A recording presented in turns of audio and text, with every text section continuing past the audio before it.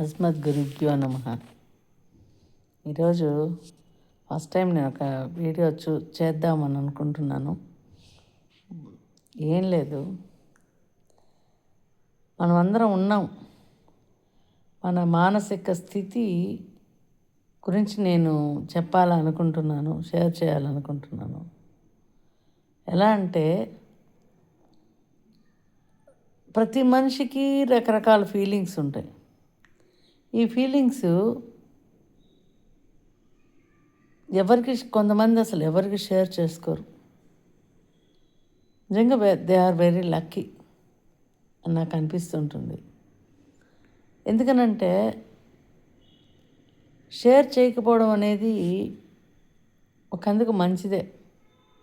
వాళ్ళు దాన్ని మేనేజ్ చేసుకోగలిగితే వెల్ అండ్ గుడ్. కానీ కొంతమందితోనే షేర్ చేసుకోగలరు, అందరితో షేర్ చేసుకోలేరు. వాళ్ళ కంఫర్టబుల్ జోన్లో వాళ్ళకి ఆ యొక్క ఫ్రెండ్స్ కానివ్వండి, బంధువులు కానివ్వండి, వాళ్ళ యొక్క ఫీలింగ్స్ని షేర్ చేసుకోవడానికి కోఆపరేట్ చేసేవాళ్ళు ఉంటే అంతకంటే అదృష్టవంతులు లేరు.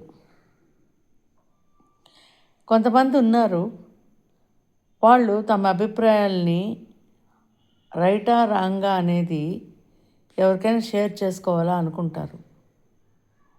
అలా చేసుకున్నప్పుడు వాళ్ళ యొక్క భారం అనేది కొంతవరకు తీరిపోతూ ఉంటుంది.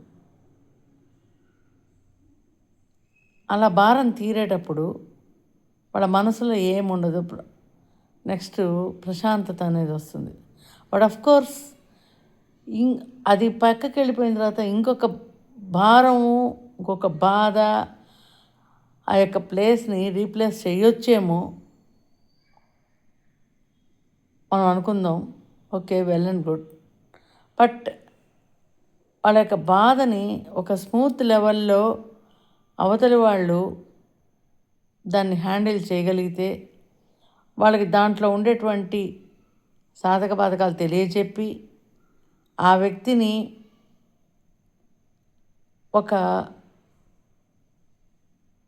దిశలో వాళ్ళని కానీ పెట్టగలిగితే ఈ ఆత్మహత్యలు అనేవి ఉండవండి. చాలామంది ఆత్మహత్యలు చేసుకుంటూ ఉంటారు. ఎందుకనంటే, తమ బాధల్ని వాళ్ళు తమలోనే దాచుకొని బయటకి ఎవరికి షేర్ చేయకుండా దానిలో మనలోనే మనకు అంతర్బంధనం ఏర్పడి అదొక లో బీపీగా మారిపోయి ఆల్ ఆఫ్ సడన్ డెత్స్ అనేవి జరుగుతూ ఉన్నాయి. నేను చూసినవన్నీ కూడా అలాంటివి చాలా ఉన్నాయి. నేను అబ్జర్వ్ చేసినవైతేమి, నేను సైకలాజికల్గా థింక్ చేసి వాళ్ళందరూ అబ్జర్వ్ చేసినటువంటి విషయాల్ని, నా యొక్క చుట్టుపక్కల ఉండేటువంటి మనుషుల్ని నేను అబ్జర్వ్ చేస్తుంటాను. అలా చేసినప్పుడు కొన్ని విషయాలు చాలా బయట ఎక్స్ప్రెస్ చేయరు, తమలో తాము ఉంచుకుంటారు. వాళ్ళకి ఏమీ లేనట్టే ఉంటారు. కానీ వాళ్ళు త్వరగా పెద్ద రోగం ఏదైనా ఒక ఇల్ హెల్త్ బారిన పడుతూ ఉన్నారు. అంతేకాక తొందరగా వాళ్ళల్లో మరణాలు అనేవి కూడా సంభవించినవి ఉన్నాయి. నెక్స్ట్, కొంతమంది వాళ్ళ యొక్క బాధల్ని పక్కన పెట్టి ఫ్రీగానే అందరితో మూవ్ అవుతూ ఉంటారు, నవ్వుతారు, సరదాగా వాళ్ళతో ఉంటారు. నిజంగా అలా ఉండడం అనేది అది కరెక్ట్ కూడా. సో దానివల్ల ఏంటంటే, సమస్య అనేది వాళ్ళకి రాదు. ఎందుకంటే they can handle the problem.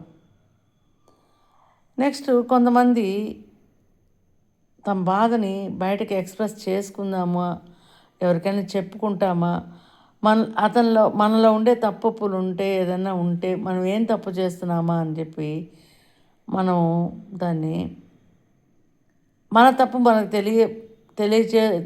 అవతల వాళ్ళ ద్వారా చేసుకోవడం అయితే ఏమి, తెలిసి ఉంటుంది. మనం ఒక్కొక్క విషయాల్లో కొన్ని సందర్భాల్లో ఒక్కొక్కసారి మన ఎమోషన్ని కంట్రోల్ చేసుకోలేక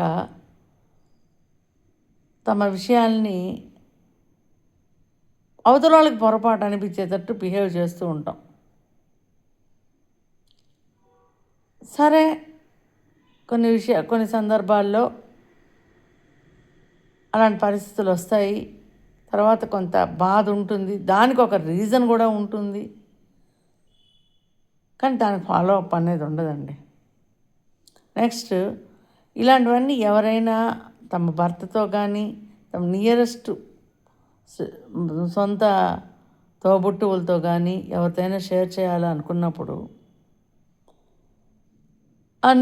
నీకు ఈ సమస్య అనేది తీరదు, దీని సమస్య నువ్వు రెక్టిఫై చేసుకో, ఈ సమస్య నువ్వు నాకు చెప్పొద్దు, మెయిన్ నువ్వు చెప్పొద్దు అసలు, ఈ విషయానికి నాకు ఫోన్ చేయబాక. ఆ ఫోన్ చేసేటప్పుడు వాళ్ళు ఆ ఫోన్లో ఎప్పుడైనా ఇంకా విధి లేనకుండా చేసినప్పుడు వాళ్ళ యొక్క రిప్లై సరిగ్గా ఉండదు. అలాంటప్పుడు చాలా డిప్రెషన్కి వెళ్ళిపోతారు ఆ వ్యక్తులు. అలాంటప్పుడు కూడా సూసైడ్ చేసుకుంటారు చాలామంది.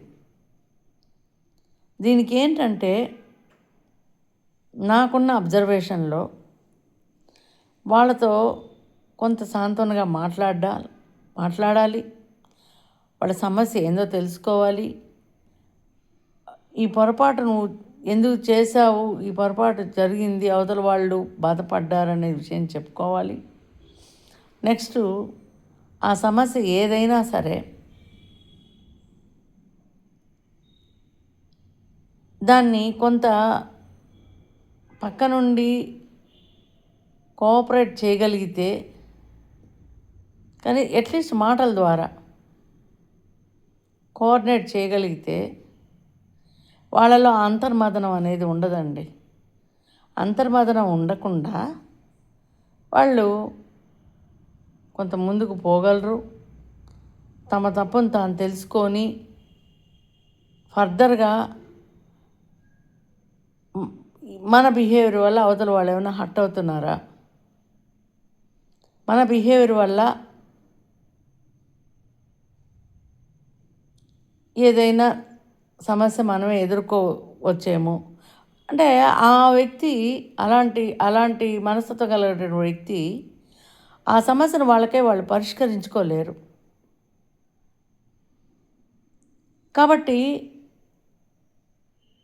అనుకోకుండా ఒక్కొక్కసారి అలాంటి తప్పులు జరిగిపోతూ ఉంటాయి.